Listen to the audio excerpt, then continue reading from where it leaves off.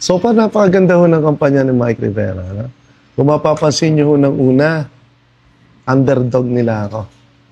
Sa Governor B, Vice Mayor J, Mike Rivera, pantatlo pero malayo. So si Kapitang Walter, medyo rin malayo. Pero so far ho ngayon, parang kinakabahan sila sa laban. So ibig sabihin, gaining ho yung laban natin, yung statistiko ngayon na nakukuha natin ay masyadong gumaganda. At ang inaasahan ko ho, mga last 1 week, ito na yung pinaka-peak na laban ko kung kailan malapit ng ganapin yung eleksyon.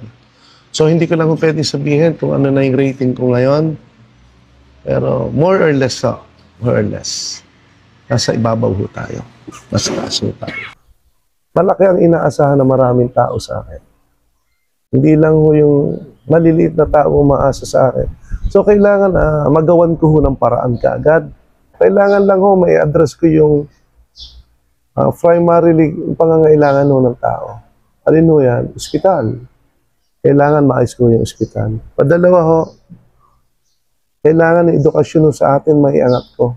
At hindi lang ho mga educational assistance dapat ho makuha ng tao. Dapat makapagtayo ho ako ng maraming kolehiyo na tulad ng ginawa ko sa bayan ng Padre Garcia. Nasa ganun ho, maiangat ko ang bawat isang pamilya. Padalawa ho, kailangan pa rin ho ng trabaho. Pag-ayos ng ospital, may libreng edukasyon na ho, at maganda ang trabaho, at secure ang trabaho ng bawat isa, sabay-sabay yung uunlad ang bawat isang pamilyang Batangueña. Dahan-dahan, balang araw makikita nila angat ng Batangas.